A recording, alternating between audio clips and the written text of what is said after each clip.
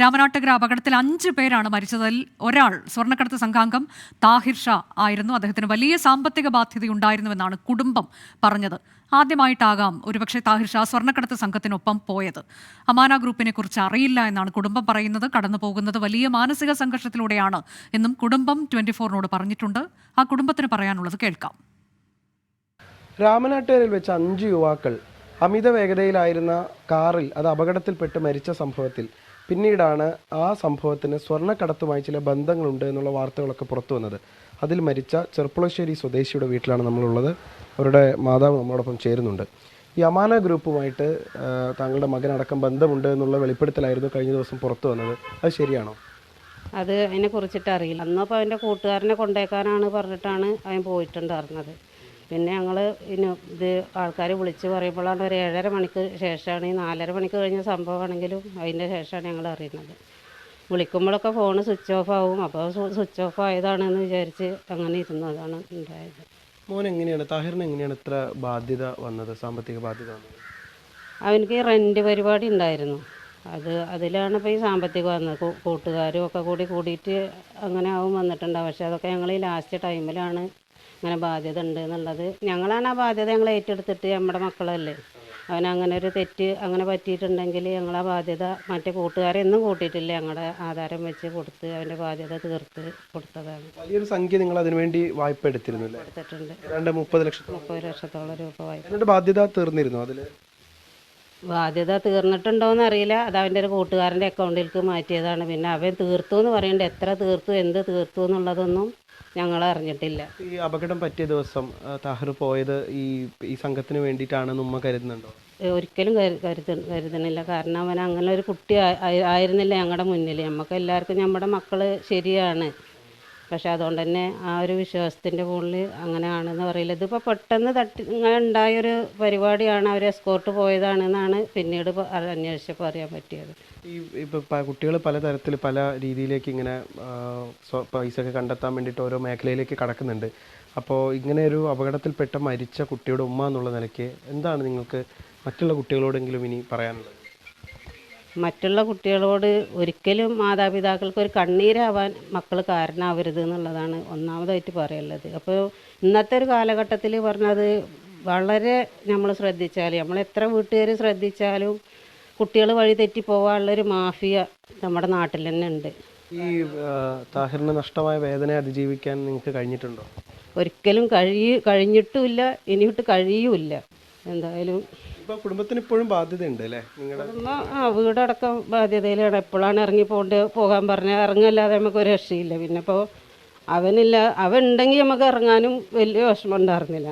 ഇതിപ്പോൾ അവരെ കണ്ടില്ലേ, ഞങ്ങൾ രണ്ടാളും എങ്ങോട്ട് ഇറങ്ങാം.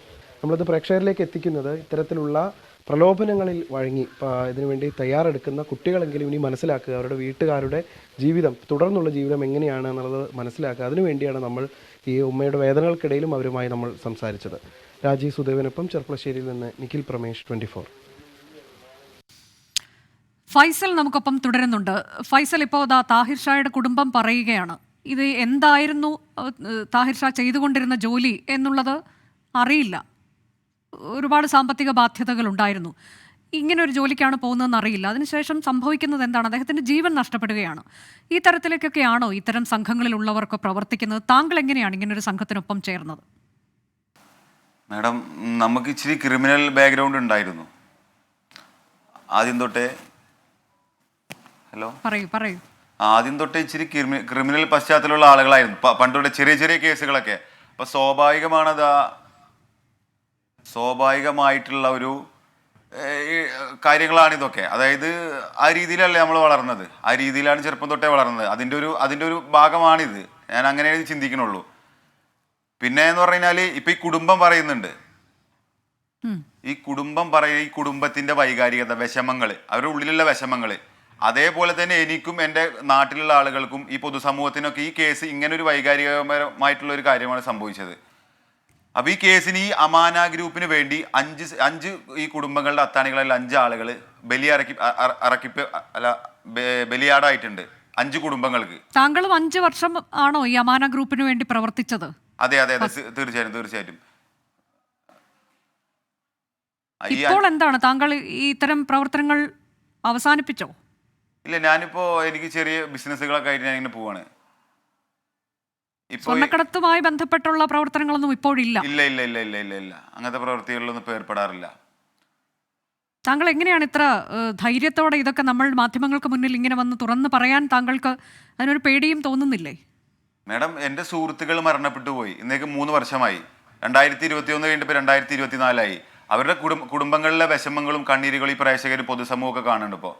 അപ്പോൾ അങ്ങനെ ഒരു ഘട്ടത്തിലിരിക്കുമ്പോൾ നമുക്കിപ്പോൾ ഇത് തുറന്നു പറയാന്നുള്ളത് നമ്മുടെ ഉത്തരവാദിത്തമാണ്. ഈ 5 പേര് മരണപ്പെട്ടു പോയി. ഈ അമാന ഗ്രൂപ്പ് ഇതുവരെ തിരിഞ്ഞു നോക്കിയില്ല. കുടുംബങ്ങൾ പറയുന്നത് ഈ പ്രേക്ഷകർ മൊത്തം കേൾക്കുന്നുണ്ട്. അവരുടെ ഈ വിഷയത്തിൽ ഫസൽ, നമുക്ക് ഈ റഫീഖ് അമാനയെ താങ്കൾക്കറിയാമോ? ഈ അമാന ഗ്രൂപ്പിന്റെ ഉടമസ്ഥനാണോ അദ്ദേഹം? അറിയാം. ഈ മുബഷിർ വഴി അദ്ദേഹത്തെ അറിയാം. അദ്ദേഹം വന്ന് മാതൃഭൂമിയോട് ടെലിഫോൺ സംഭാഷണത്തിൽ വന്ന സമയത്ത് അദ്ദേഹത്തിന്റെ അഡ്രസ്സ് മാതൃഭൂമിയിലെ അവതാരിക ചോദിച്ചപ്പോഴേക്കും അദ്ദേഹത്തിന്റെ അഡ്രസ്സ് പോലും അദ്ദേഹത്തോട് വെളിപ്പെടുത്താൻ അദ്ദേഹത്തിന് താല്പര്യമില്ല. അതിന്റെ കാരണം അദ്ദേഹത്തെ എന്നെ അറിയില്ല എന്ന് തള്ളി പറഞ്ഞു. സ്വാഭാവികമായിട്ടും ഈ മേഖലയിൽ പ്രവർത്തിക്കുന്ന എല്ലാ ആളുകളും ഇങ്ങനെയുള്ളൂ പറയുക, അല്ലാതെ സ്വന്തം ഐഡന്റിറ്റി ഞാൻ അവനെ അറിയാം ഇവനെ അറിയാമെന്നൊന്നും പറയില്ല. അല്ല, റഫീഖ് അമാന എന്ന് പറയുന്നത് അമാന ഗ്രൂപ്പിന്റെ ഡയറക്ടറാണ്. അപ്പൊ അദ്ദേഹം ഈ നിലവിൽ താങ്കൾ ഈ പറഞ്ഞിരിക്കുന്ന ആരോപണങ്ങൾ മുഴുവൻ തള്ളിക്കൊണ്ട് രംഗത്ത് വന്നു. ഇതെല്ലാം വാസ്തവ വിരുദ്ധമാണ്, എന്നാൽ കൂടുതൽ പ്രതികരിക്കാനില്ല എന്ന് പറഞ്ഞിരിക്കുകയാണ് റഫീഖ്. അദ്ദേഹം 2023 ഒരു 60 തവണ സ്വർണം കടത്തി എന്ന് പറയപ്പെട്ട ഒരു കേസിലെ പ്രതിയും കൂടിയാണ് അദ്ദേഹം.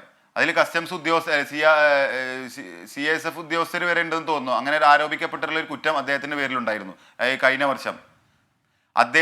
അദ്ദേഹത്തിന്റെ ഈ സംഘം ഈ അമാന റഫീഖ് ഉൾപ്പെടെ അമാന ഇക്ബാൽ ചെയർമാൻ അമാന ഗ്രൂപ്പിന്റെ അവര് ഈ കൊടുവള്ളി കേന്ദ്രീകരിച്ച് ഒരു ചെറിയ സംഘത്തെ രൂപീകരിച്ചിരുന്നു. ആ സംഘം എമിറേറ്റ്സിലേക്ക് മാറ്റി അവിടെ അമാന എംബേഴ്സ് എന്ന് പറയുന്ന ഒരു സ്ഥാപനം തുടങ്ങി. കൊടുവള്ളിയിലെ നമ്മുടെ മുനീർ MLA അദ്ദേഹം പോയിട്ടാണ് എമിറേറ്റ്സിൽ ആ സ്ഥാപനം ഓപ്പൺ ചെയ്തത്. അതിന്റെ കാരണം എന്തെന്ന് വെച്ചാൽ, ഞാൻ ആ കൊടുവള്ളിയിൽ എൻ്റെ സുഹൃത്തുക്കളൊക്കെ എന്നെ വിളിച്ചായിരുന്നു.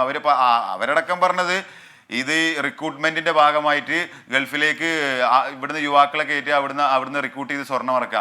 ഈ യുവാക്കളെ മൊത്തം ഈ അമാന ഗ്രൂപ്പ് നശിപ്പിച്ചുകൊണ്ടിരിക്കുക. കൊടുവള്ളി മേഖലയിലും അതുപോലെ തന്നെ ഒരുപാട് പാവപ്പെട്ട മക്കളെയൊക്കെ ഈ അമാന ഗ്രൂപ്പാണ് നശിപ്പിച്ചുകൊണ്ടിരിക്കുന്നത്. ഇത് പോലീസും ഇവർക്ക് അമാന ഗ്രൂപ്പ് എന്ന് പറഞ്ഞാൽ അമാന ജ്വല്ലറി ഒക്കെ ഉള്ള ആ സംഘം തന്നെയാണല്ലോ ഇതല്ലേ? അതെ അതെ അതെ അതെ അതെ അതെ തീർച്ചയായിട്ടും അതന്നെ. ശരി, ഞാനൊരു ഇടവേള കൂടി എടുത്തിട്ട് വേഗം മടങ്ങിയെത്താം.